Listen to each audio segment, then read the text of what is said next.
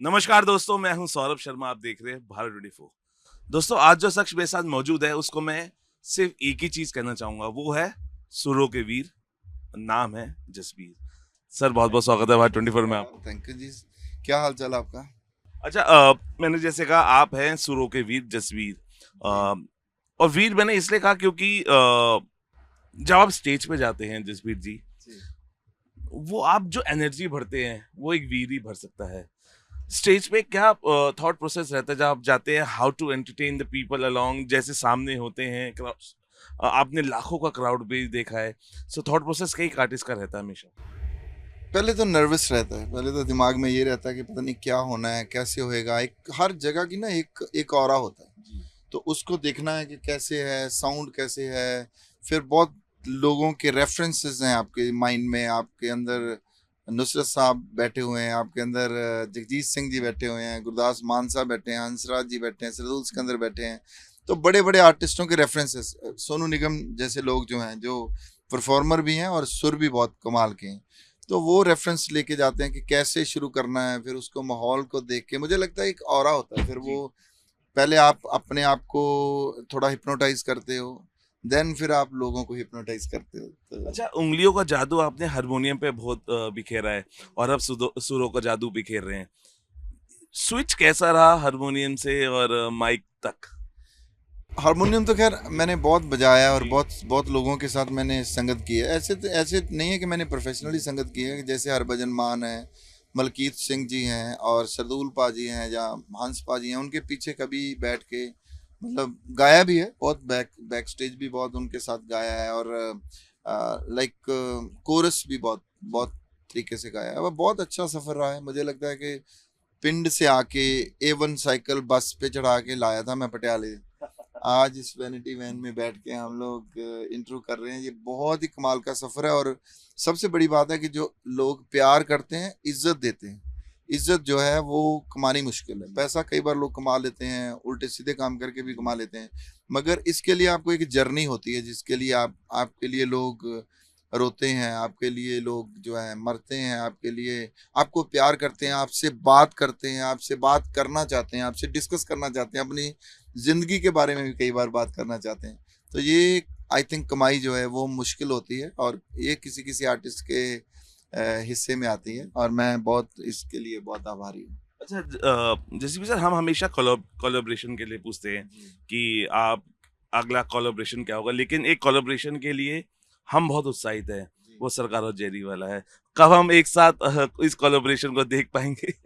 बच्चे देखो वो अपने काम पे लगे हुए हैं, मेरे मेरे साथ भी काम करते रहते हैं, मगर पहले बच्चों के साथ मैंने कोलैबोरेशन बहुत किया है, जी। और वो जेफ भास्कर के साथ भी काम कर रहे हैं, और भी लोगों के साथ। अभी मैं अभी हमारा जो बड़ा कोलैबोरेशन एक आ रहा है, वो मतलब इससे अलावा है, इसके इससे थोड़ा अलग है।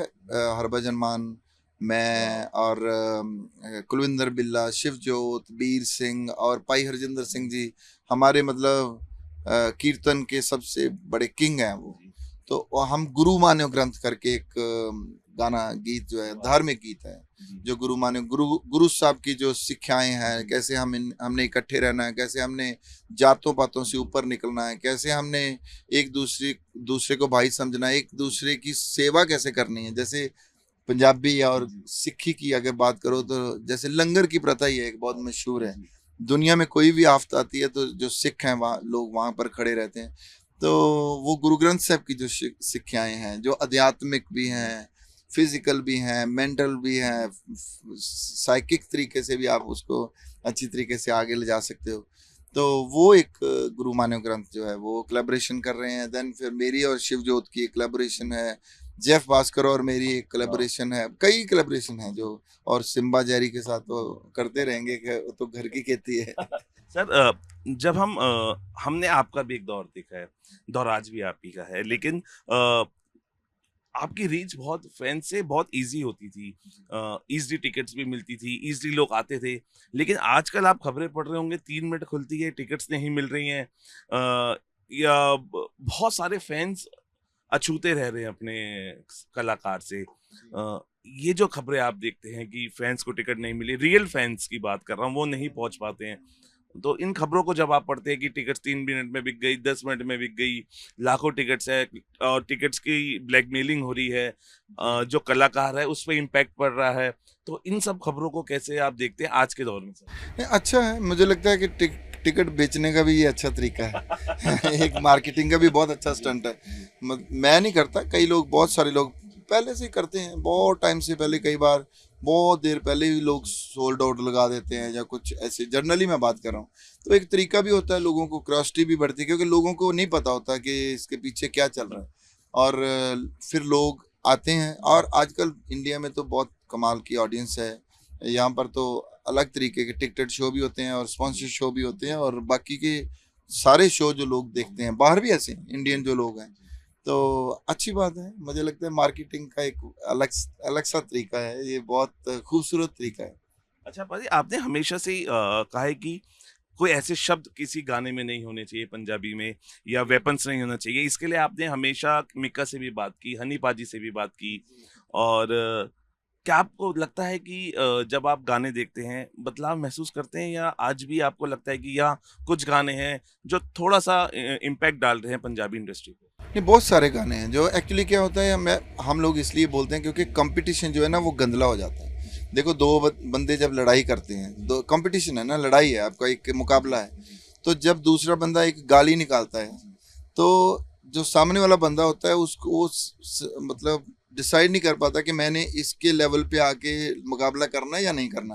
कई लोग तो हाथ ही जोड़ देते हैं कि हाँ भी तेरा सिस्टम ही खराब हो गया। मैं थोड़ा बोलता हूँ कई बार, पर मैं गाली नहीं निकालता। मैं ये कहता हूँ कि आपने गाली निकाली है, ये आपने स्तर से नीचे आके ये बात की है, मार्केट जो है, फिर आपको वहां पर आना पड़ता है, आपको वो लेवल पे आके बात करनी पड़ती है। तो मुझे लगता है ये एक रिस्पॉन्सिबिलिटी है, हमें लोगों ने बहुत कुछ दिया है। मैं वही फिर बात कहता हूँ, ये देखो ये लग्जरी है कि हम लोग यहाँ पर बैठ के बात कर रहे हैं, ये दुनिया ने हमें पहुंचाया है। तो मुझे लगता है कि हमारी रिस्पॉन्सिबिलिटी बनती है कि हम आने वाली जो पीढ़ी है ये ना देखे कि सीजनल अभी हमने सोचना कि यार मैंने ऐसे करके करना है, बस आज छा जाना है और उसके बाद मैंने देखना नहीं है। तो जैसे कई लोगों को मैं कहता हूँ कि आप नई वेपन ग्लोरिफिकेशन नहीं करो, ड्रग ग्लोरिफिकेशन नहीं करो, और बदमाशी ग्लोरिफिकेशन नहीं करो, क्योंकि हमारे बच्चों को हम, और खास करके पंजाबी जो लोग हैं, पंजाबियों का ये कल्चर नहीं है, पंजाबियों का कल्चर बहुत डीप है। गुरु नानक साहब हैं हमारे पास, बाबा शेख फरीद हैं, रविदास महाराज जी हैं, गुरु गोविंद सिंह महाराज जी हैं। इतनी बड़ी लैंग्वेज है हमारे पास। ऐसा नहीं है कि मतलब हम बल्ले बल्ले, बॉलीवुड ने लोगों को बता दिया कि बल्ले बल्ले बल्ले बल्ले हमारा वो सिस्टम है, वो नहीं है। हम डीप हैं बहुत।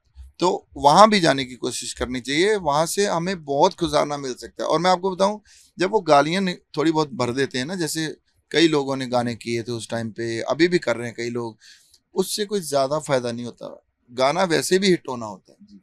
कुछ कुछ आर्टिस्ट ऐसे हैं, आर्टिस्ट अच्छे हैं, मगर वो जानबूझ के कई बार उसको ज्यादा ग्लोरिफिकेशन करने के लिए, या कई बार कंपनी बोल देती है, तो मुझे लगता है जरूरत नहीं होती इस बात की। अच्छा, क्योंकि आप पंजाब फ्रेटर्निटी का हिस्सा हैं, अभी हम अलग अलग मंच पे कई कलाकारों को देख रहे हैं, वो एक दूसरे के बारे में बोल रहे हैं, ये गाने का हिस्सा मेरा था, वो गाने का हिस्सा मेरा था, वो आज मेरे साथ नहीं है, मैं काम नहीं करूंगा।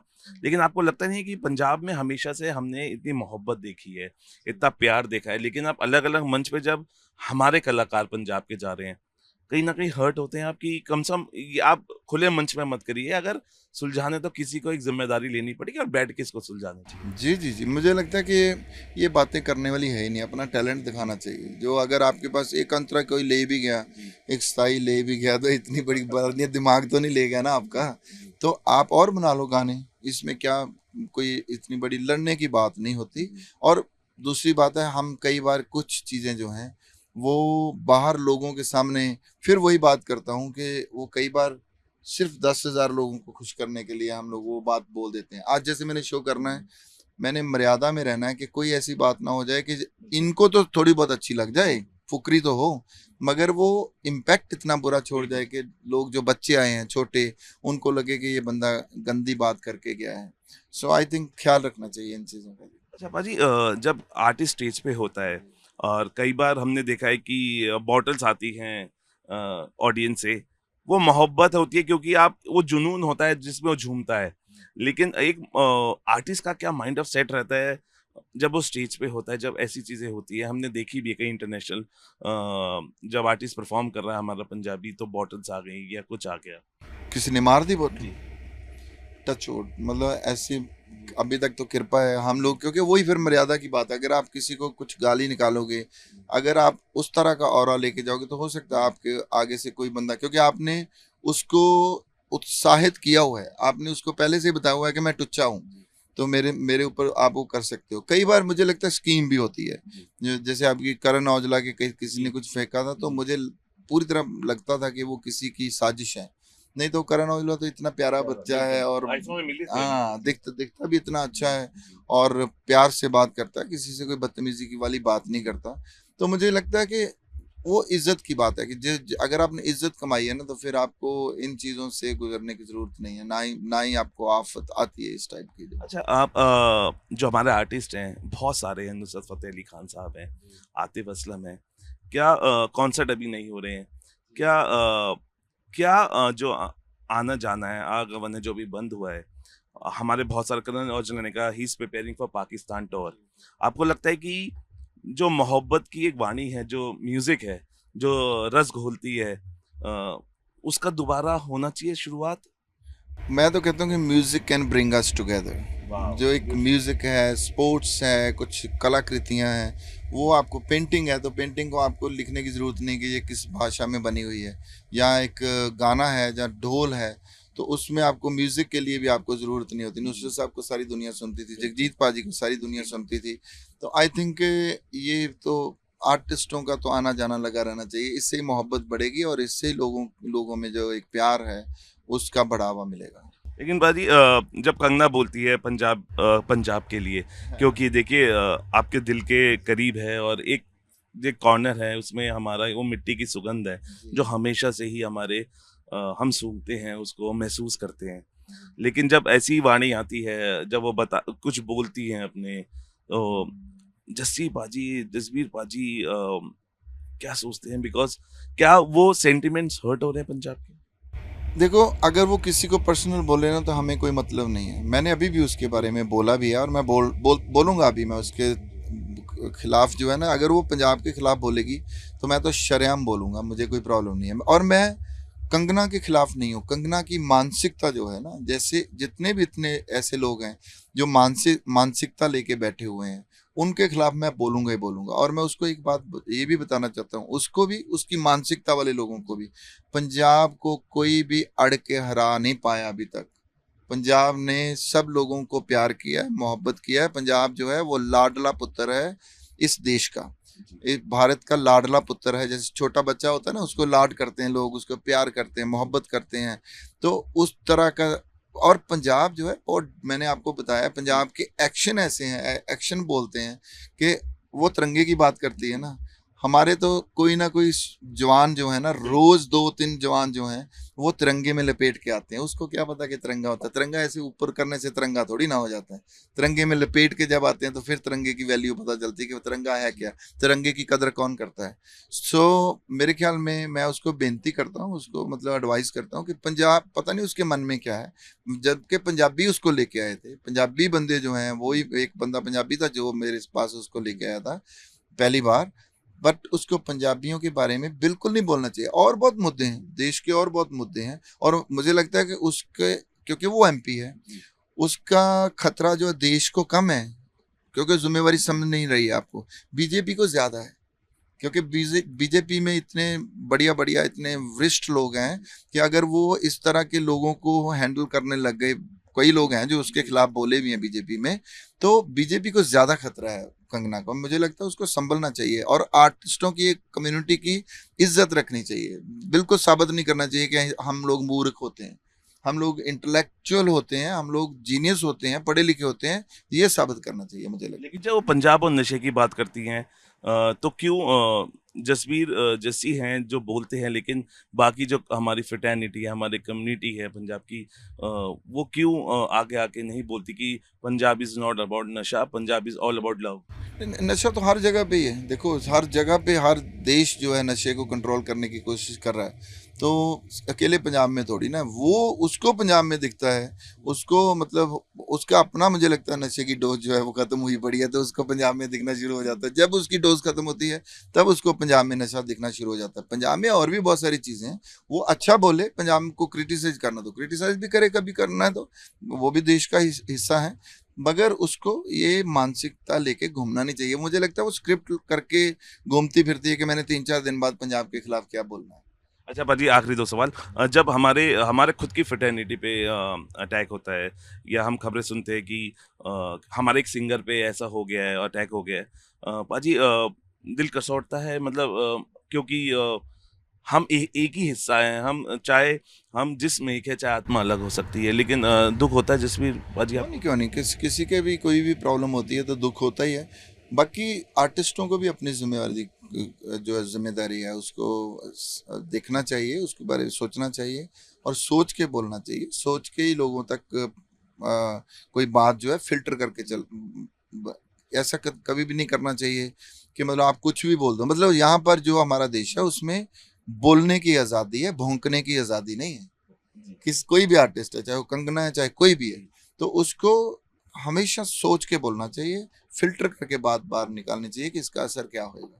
पाजी ऑन अ गुड नोट, जाते आते, बिकॉज ये नाइंसाफी होगी उन सभी फैंस के लिए अगर पाजी के 2 अल्फाज हम ना सुन पाए, और नवरात्रि का त्योहार है और आज आप परफॉर्म कर रहे हैं, एंड माशाल्लाह आज भीड़ जो हम देख पा रहे हैं और वो डबल होने वाली है, लेकिन जाते जाते अगर आप 2 अल्फाज हमें सुना पाए सर। तो आज तो गुजरात वाला ही गाना जी गाते हैं। जी। एक मुंडा पंजाबी जिद नैन शराबी, एक मुंडा पंजाबी जिद नैन शराबी, ओनू लव यू आख दियो, दिल लगी कुड़ी ओए, दिल लगी कुड़ी गुजरात दी। थैंक यू बाजी। देखिए, ये गाना, इस गाने के पीछे एक लव स्टोरी थी, वो इन्हीं की थी। हालांकि उसके बारे में कई बार बात हो चुकी है, लेकिन अ, जी हाँ। और देखिए पाजी हमेशा से ही दिल खुश रहते हैं, अपने दिल की बात करते हैं और खुल के करते हैं, और हम यही कहेंगे पाजी जाते जाते, जब जब तेरी आवाज़ सुनता हूँ दिल को सुकून मिलता है, मेरे गमों का इलाज पाजी बड़ा सुरीला है। थैंक यू सो मच, सत श्री अकाल। चलिए फिलहाल के लिए अभी इतना ही, आप बने रहिए भारत 24 के साथ।